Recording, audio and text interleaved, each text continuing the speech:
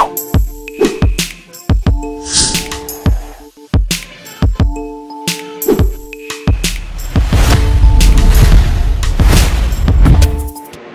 mesdames, bonjour messieurs, nous sommes ici au stade de Suez, nous sommes en Égypte plus exactement, vous le savez.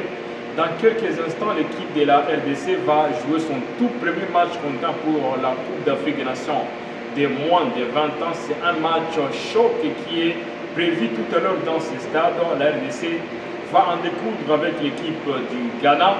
Vous savez, l'équipe du Ghana est 4 fois championne, aussi pas vainqueur de cette compétition, alors que la RDC va participer pour sa deuxième fois, est en train de participer pour sa deuxième fois à ses joutes ici en Égypte, alors que les Ghana comptent 11 participations. Donc sur le papier, ce sont les Ghanéens qui sont légèrement en avance par rapport à l'équipe de RDC. Tout est presque déjà fait pour que ce match puisse se disputer dans ces stades.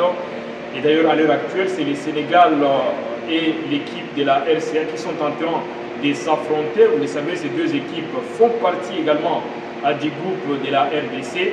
Et côté Léopard Junior de la RDC, ils se sont entraînés bien sûr pour Taoufik dans la soirée d'hier, bien sûr dans la soirée de ce jeudi, alors que le match est prévu pour ce vendredi.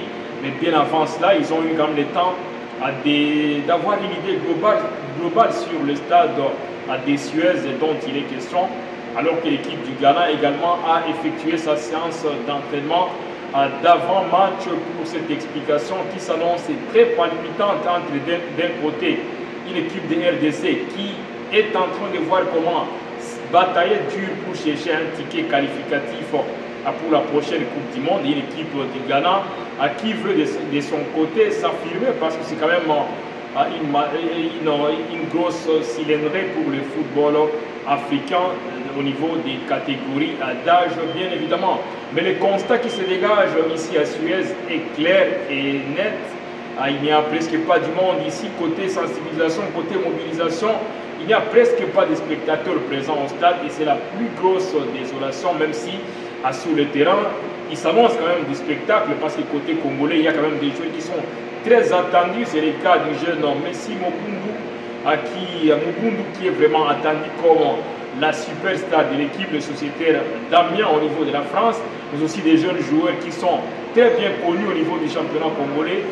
C'est le cas de Tony Talassi, des Anges Verts, le cas d'Ibrahim Matogo des Aigles du Congo, équipe de Kinshasa bien sûr, et bien d'autres joueurs, sans pour autant oublier que ce sera pour la toute première fois de l'histoire qu'un joueur basé en ville de Goma va disputer une phase finale des CAN. Sans nul doute, Cédric Saloum, ce jeune joueur de la ville touristique de Goma qui a bravé à toute l'insécurité et toutes les péripéties auxquelles la ville fait face pour se déplacer ici en ville de Suez. Nous sommes en Égypte pour cette compétition. C'est une aubaine pour les hommes de Guy Boukassa, les sélectionneurs, et tout son staff, Gladys Lokesse et tout le monde.